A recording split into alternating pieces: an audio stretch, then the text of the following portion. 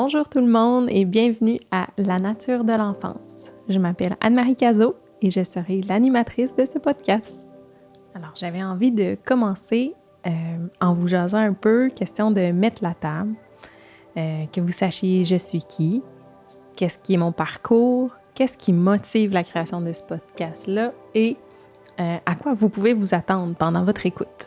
Donc, en premier lieu, je dois dire que je suis une personne plutôt introvertie. J'ai pas tendance à m'exposer ou à me mettre de l'avant.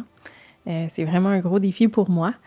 La seule chose qui peut me faire sortir un peu plus et me dévoiler, c'est vraiment d'avoir une mission, d'avoir un but précis, d'avoir une intention, quelque chose qui me fait vibrer vraiment. Et puis, c'est ce que je vais faire ici. Je suis donc principalement et miraculeusement une maman.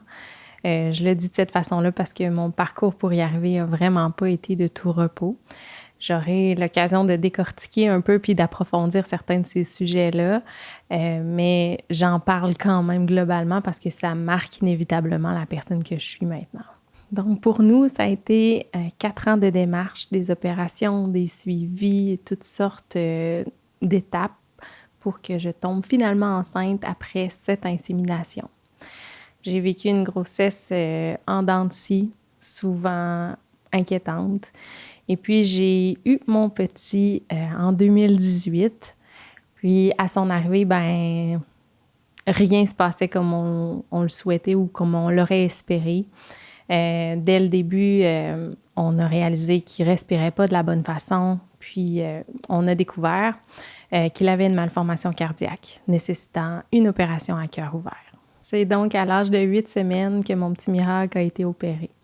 Ils ont réparé son cœur, ils ont permis de grandir, ils lui ont sauvé la vie. Il aurait tout simplement pas pu vivre de cette façon-là.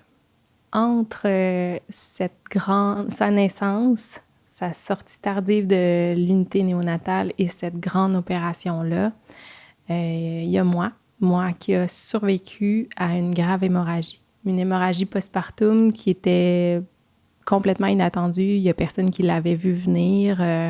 J'étais rendue à la maison. Et puis, j'ai commencé à me vider de mon sang, littéralement. On m'a dit, rendue à l'hôpital, que si j'avais été plus loin, je serais morte en route. Ce qui fait que quand tu attends le plus beau jour de ta vie, que tu attends cette grande rencontre-là depuis si longtemps, puis que tout ça se passe de cette façon-là, sachez que ça rebrasse bien des choses. Je vous dirais que quand on était dedans, on n'a pas analysé. On a fait ce qu'on pouvait, comme on pouvait, en surfant sur la vague des événements qui arrivaient. Mais quand les mois ont passé, quand on a réalisé que lui était sain et sauf, que moi j'étais saine et sauf, puis qu'on reprenait tranquillement un beat normal, on a commencé à analyser cette normalité-là. Puis là, nos réflexions ont commencé à embarquer un peu plus. On a remis beaucoup de choses en question. J'ai donc pris la décision d'allonger mon congé de maternité pour m'offrir un peu de temps pour rattraper le début qui avait été donc rock'n'roll. Puis en même temps, plus ça allait, plus je me disais, ça n'a pas de bon sens que notre société fonctionne à ce rythme-là. Ça n'a pas de sens qu'on ne prenne pas le temps de connecter plus que ça en famille. Je me disais, je ressens pas encore l'envie de me replonger à 1000% dans mon métier et d'avoir toujours peur, en plus de manquer quelque chose avec mon petit. C'est donc à ce moment-ci que je dis que je suis enseignante de formation. Je dis de formation parce que j'enseigne plus dans les écoles, mais mon but, mon intérêt, mon désir de m'impliquer auprès des familles puis des enfants, lui, il est tout autant là. Pendant le cheminement en fertilité, je savais même pas si ça allait arriver, mais je savais à quel point ce sentiment-là maternel faisait partie de moi. J'avais tendance à dire que j'étais une maman sans enfant. Puis, maintenant, je me dis que je suis une enseignante sans école. J'aimais profondément ce que je faisais. J'étais une enseignante dévouée, passionnée. Puis, c'est ce qui a fait que ma réflexion a été vraiment difficile. Parce que j'aimais vraiment ce que je faisais, que j'avais envie de le faire. Je savais que j'aurais envie de le faire avec autant d'intensité, d'amour, de temps qu'avant, mais que là, ça serait aux dépens de ma famille puis du temps que je pourrais accorder à mon petit miracle. Puis ça, j'étais pas capable de le faire. Faut dire aussi qu'après tout ce que je venais de traverser, pour moi, c'était juste inconcevable de prendre la décision de retourner au travail puis de confier mon enfant 5 jours par semaine à quelqu'un d'autre. J'ai donc démissionné. J'ai démissionné d'un travail qui me passionnait puis qui me faisait vibrer parce que je savais qu'en m'écoutant puis qu'en m'accordant du temps, qu'en écoutant ce qui me faisait réellement vibrer, j'allais finir par trouver une façon de combiner ces deux choses-là. Alors, depuis 7 ans, ma passion pour le développement de l'enfant a fait qu'augmenter. Je me suis vraiment plus attardée aux 0-5 ans, ce que j'avais moins exploré dans ma formation d'enseignante. Donc, de la lecture en masse, des cours en ligne, webinaires, formations et maintenant les cours à l'Institut Newfield. Je continue d'apprendre, j'ai soif de ces connaissances-là. Puis, s'il y a une chose que j'aime autant que de les apprendre, c'est de les partager. Puis c'est ce que je vais faire ici. Le podcast La nature de l'enfance, ça sera mon nouveau terrain de jeu où je pourrai connecter avec vous, partager avec vous. On va aller découvrir ou redécouvrir des sujets en lien avec la parentalité, le développement, l'éducation. Je le ferai par moment avec des invités et par moment de façon solo. Ces 3 sujets, le développement, la parentalité et l'éducation, c'est des sujets qui sont hyper sensibles. Ils sont sensibles parce que c'est des sujets humains qui nous touchent directement dans notre évolution, dans notre croissance. Ils sont liés à des relations avec les gens qui nous ont aimés le plus, qui nous aiment le plus ou ceux qu'on aime le plus. Donc, c'est normal que ça crée toutes sortes de réactions chez vous aussi. Vous allez sûrement remarquer que tout au long des épisodes, je garde en tête l'angle que la petite enfance dure toute la vie.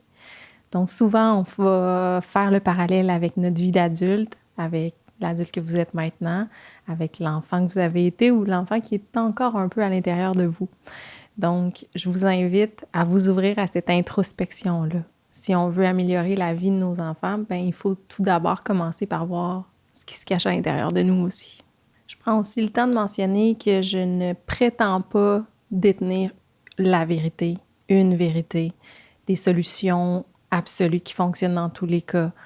Il n'y a pas de formule magique. Puis justement, parce que c'est des sujets qui sont si humains, si liés à notre histoire, chaque cas est vraiment unique. Puis c'est pour ça qu'il faut prendre le temps de voir à l'intérieur de nous pour mieux faire à l'extérieur. Je vais vous présenter des sujets qui me tiennent à cœur, que j'ai étudiés, que je connais, mais leur maîtrise complète, je pense, est pratiquement impossible. Alors, je continue d'apprendre puis d'évoluer avec vous, mais tous ces sujets-là sont très porteurs de sens et méritent qu'on leur accorde du temps. Je ne détiens pas une vérité. Je sais par contre que pour évoluer, pour devenir la meilleure version de nous-mêmes, la meilleure façon de faire, c'est de ralentir. Ralentir pour ressentir ce que ces événements-là ont pu faire vivre en nous. Est-ce qu'ils cachent quelque chose? Est-ce qu'il y a un message à porter? Est-ce qu'on peut évoluer là-dedans? Donc, vivre en conscience, remettre les choses en question, accepter d'exposer notre vulnérabilité pour justement trouver la meilleure version de nous-mêmes. Et ça, c'est un pouvoir que vous avez entre les mains tous les jours. Alors, je finis ce premier podcast-là de présentation en vous demandant de venir me jaser. Venez me dire ce que vous en avez pensé. Venez me partager vos réflexions, vos questions. Je suis la première à me remettre en question puis à m'en poser vraiment beaucoup. Échanger avec vous, ça me rend vraiment heureuse. Alors, venez le faire. La meilleure façon, c'est sur Instagram pour me rejoindre. Ça va me faire plaisir à chaque fois. Alors voilà, l'aventure commence officiellement. C'est ici que je vous invite à replonger avec moi dans la nature de l'enfance. Bonne écoute!